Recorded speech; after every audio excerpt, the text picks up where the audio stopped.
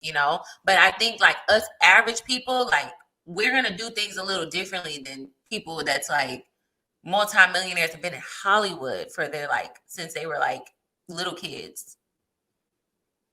But I just want to say this. I want everybody else to come in, but just keep in mind, she's doing this. She started divorce, which is cool. It is what it is. But now she's the one who posting all this shit. You know, she's the one who's tweeting, "I'm ready for love."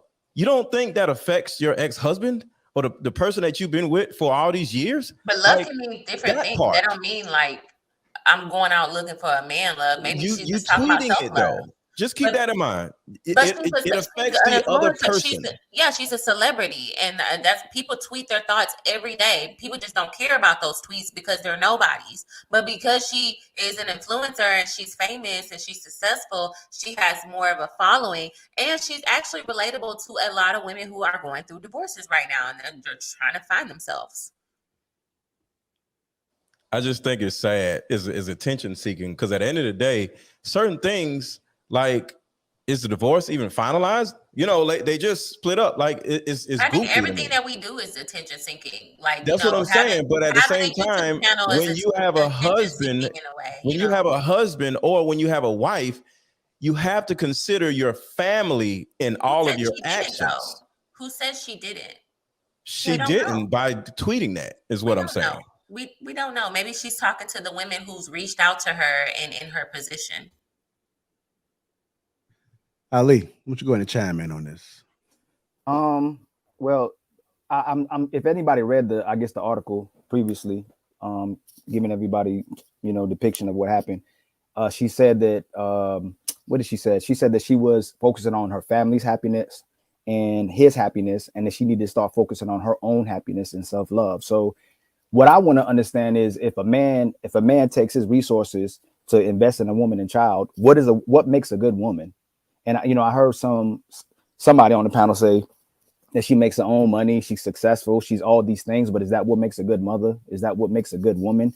What is her duty to the relationship? What is her duty to a marriage? And if making her man happy and if making her kids happy made her have to compromise her own happiness, it says a lot about her, especially when you see her posting herself constantly on Instagram and constantly wanting attention and constantly want to be validated. So if she can't be validated by that man that's the father of her children and her children, and then she posts she's looking for love, how can she find love elsewhere if she can't even stay with the people that she created with the man she created with? And it wasn't about I heard some of y'all say that he was broke. I looked at his net worth. It said he's worth $3 million. So is it because he's broke? I don't think that's what it is. I think he was don't go by the internet. The internet is always wrong. I could be wrong, but don't go by the internet. It's never accurate. Even then, I thought you get married through thick and thin till death do us part. So you just constantly see a lot of women just leave men because they felt like it and over their feelings and their self-validation.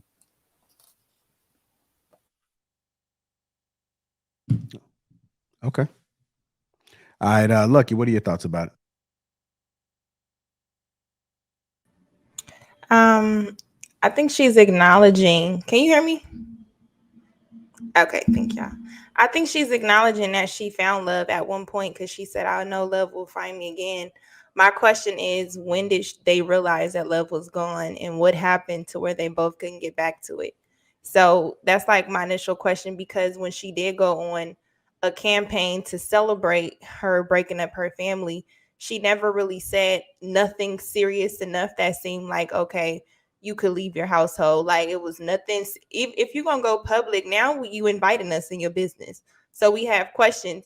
If the only thing you say is, I'm just trying to find my happiness and this and that and the other, it's kind of like, whatever you're going to do as a single woman, why couldn't you do in your marriage? And what was going on where you're no longer happy with who you're with? What if he was suffering from the same thing? He just not as vocal as you. And then it just seemed like, I think it's a bad taste if you're trying to date again, because not only, let's say you left, I'm sure a lot of us have broken up with people over dumb stuff as we matured, whatever, but you're not going to publicize that because now you look bad to the next man that seems like, dang, you helped this man up to, let's just say what the internet is saying, 3 million, he's worth 3 million. I didn't say he got it. They say he worth 3 million.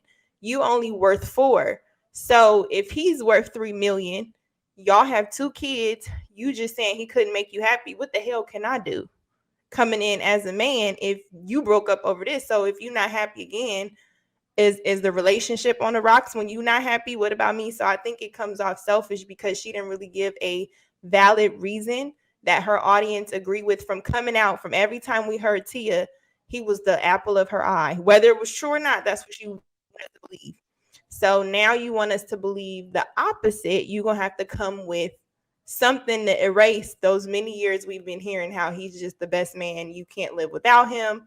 All of this is kind of like, was he really narcissistic, or was he really a dominant man even from the beginning? Because we can't just make it seem like because he wasn't a millionaire in the beginning, he wasn't dominant.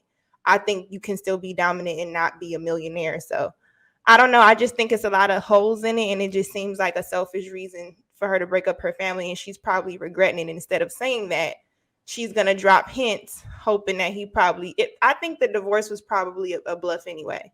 You know, like, I'm gonna leave you, and then he didn't. He bye, and now you got to roll with your decision. So yeah, that's what I think. Have y'all ever heard of Stockholm syndrome? So I feel like just because, first of all, celebrities don't usually announce their divorces, it probably got leaked. Second of all, I feel like maybe if she felt like he was a narcissist, maybe it was something that just kind of sprang up on her. Whereas you can live with a narcissist for years and think that that's the way things are supposed to be. And that's what Stockholm syndrome is. You're being victimized and gaslit to the point where you believe that you're the problem. And if she seeked counseling or seeked help and realized, like, I don't know what happened with them, like B. Taylor said, but if she realized that she was a victim in a certain situation, then that would be a reason to leave. So I think it's all speculation, and we don't really know why she left. But if she's calling him a narcissist, I feel like, dig deeper into that. But also, counselors, the average counselor a woman goes to is a white woman or somebody. I'm not trying to assume. Depending on where you are, 60% of the population out here is Caucasian. So I'm going to speak from my vicinity. Y'all can speak from y'all's.